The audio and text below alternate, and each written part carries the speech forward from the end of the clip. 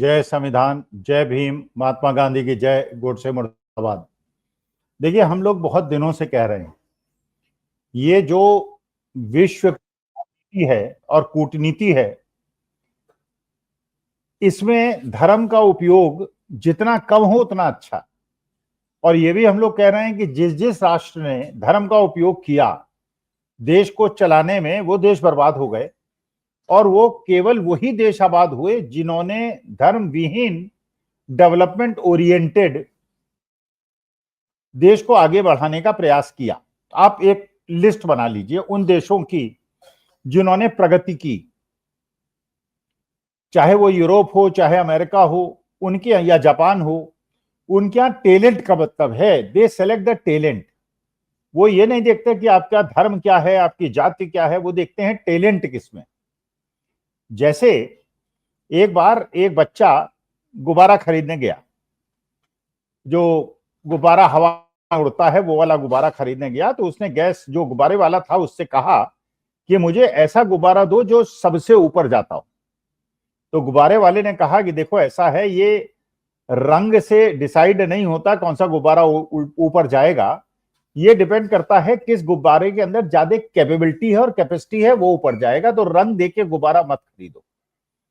लेकिन अमेरिका ने भी पहले समय में, साउथ अफ्रीका ने भी, बाकी देशों ने भी रंग भेद किया और उसकी वजह से उनको कीमत चुकानी पड़ी। और बाद में जब आंदोलन हुए, जन आंदोलन हुए, मार्टिन लूथर किंग ने किया, महात्मा गांधी ने किया, परिवर्तन आया। और उसके बाद आज के तारीख में यूरोप अमेरिका इसलिए डेवलप हो रहे हैं क्योंकि उनके यहां दे चूज द बेस्ट।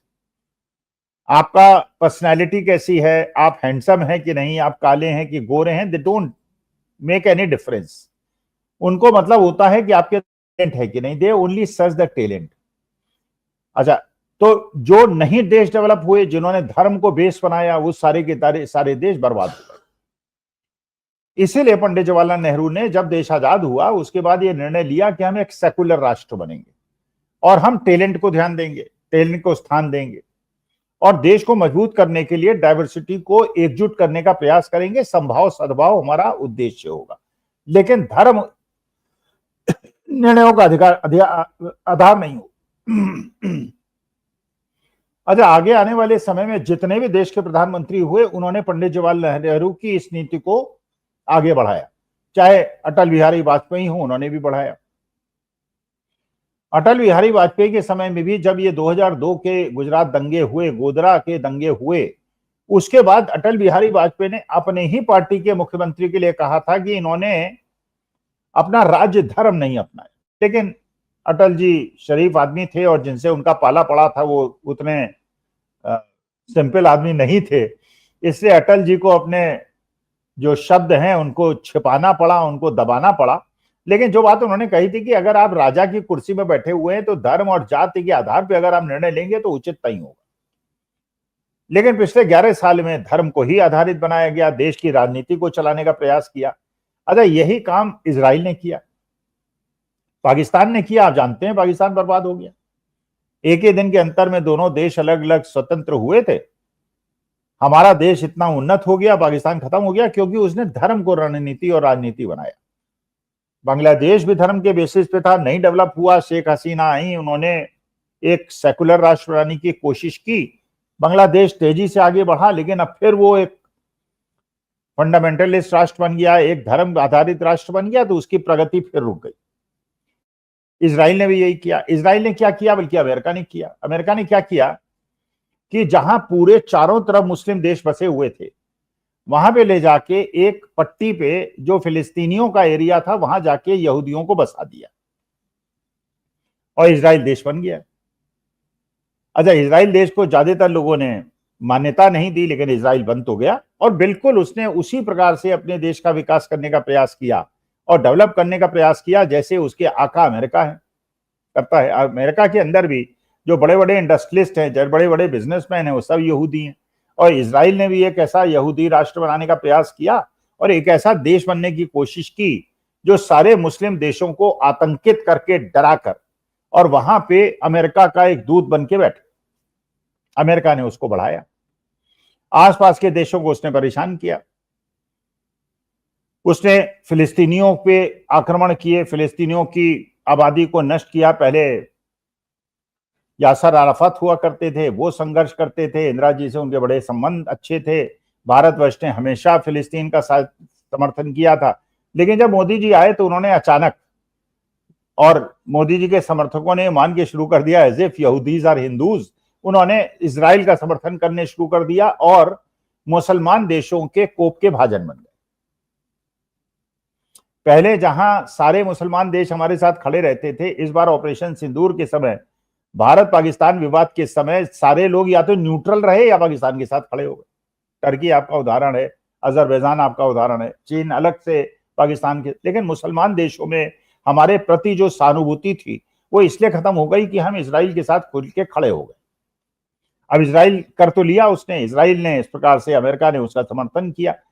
लेकिन यही ईरान जो एक बड़ा देश है उस एरिया का, उसने भी अपनी मुसलमान देशों के बीच में अपनी गुडविल क्रिएट की और उनकी लीडरशिप लेने के उसमें जब इसराइल ने अटैक किया ईरान के ऊपर और उनके न्यूक्लियर इंस्टॉलेशंस को खत्म करने का प्रयास किया, तो ईरान ने काउंटर अटैक कर दिया।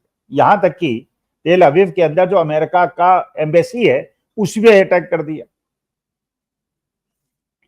और जो इसराइल के अंदर उनका कैपिटल है उसको बुरी तरह से तहस नहस कर दिया। अच्छा, सबसे ज्यादा हमारे देश के प्रधानमंत्री मोदी जी के लिए समस्या ये पैदा हुई, अब तेल अवीव का कुछ होता तो ना होता, मोदी जी को बहुत ज्यादा परेशानी ना होती, लेकिन मोदी जी की परेशानी ये हो गई कि जो हाइफा पोर्ट है, जो पहले इसराइल का सबसे बड़ा पोर्ट है, बल्कि सबसे ज्यादा जो ट्रेड है उसके माध्यम से होता है, वो अडानी जी मैनेज कर रहे हैं।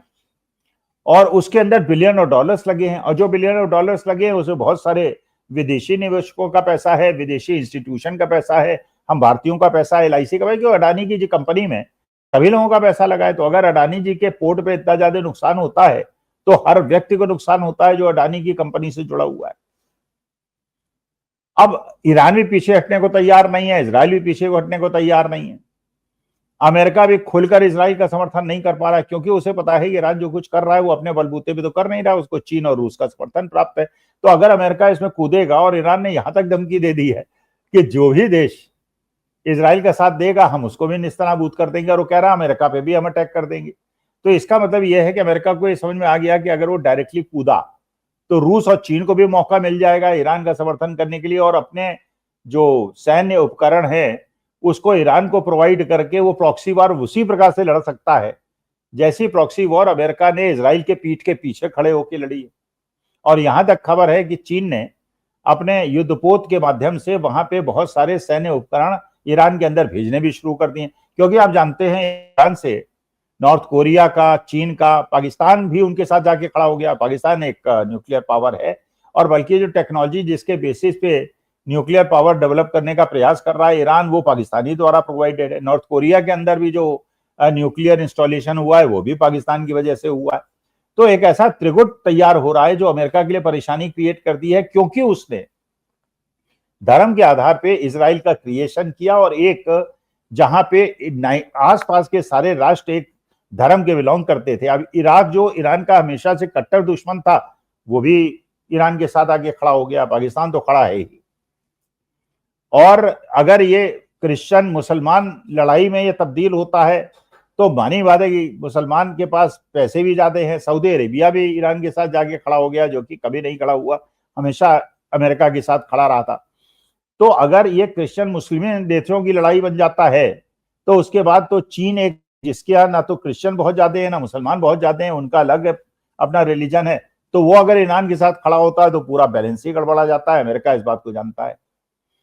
देखिए, धर्म को अगर आप राजनीति में और कूटनीति में उपयोग में लाएंगे तो इंटरनल पॉलिटिक्स में चुनाव जीतने के लिए तो उसका फायदा उठा सकते हैं, लेकिन अगर आप ये समझते हैं लॉन्ग टर्म में आपको इसका बेनिफिट होगा और फायदा होगा और कूटनीति में, विदेश नीति में इसको फायदा होगा, तो ये कोएग्जिस्टेंस का जमाना है।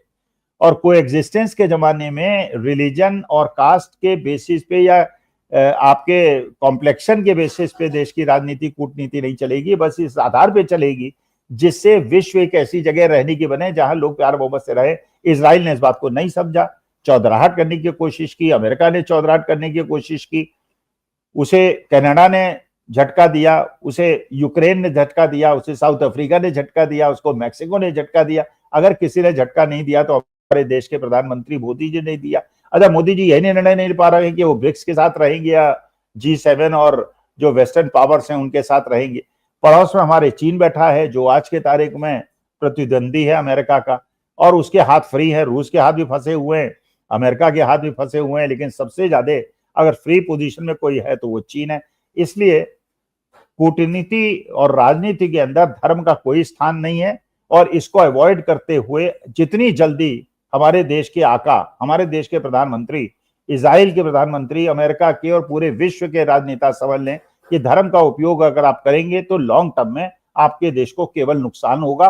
और इतिहास से समझना आवश्यक है कि जिस जिस देश ने धर्म का उपयोग किया वो देश बर्बाद हो गया। इसलिए सचेत होने की आवश्यकता है। इलेक्शन जीतना अलग मिशन हो सकता है, लेकिन देश को आगे बढ़ाना एक डिफिकल्ट और डिफरेंट टास्क है, जिसको पंडित जवाहरलाल नेहरू ने और मार्शल टीटो ने और यासर अराफात ने और अब्दुल सादिक, इन लोगों ने समझ लिया था, और 50 साल पहले समझ लिया था, जिसको आज लोग भूल गए और जिसका कष्ट आज उनको मिल रहा है।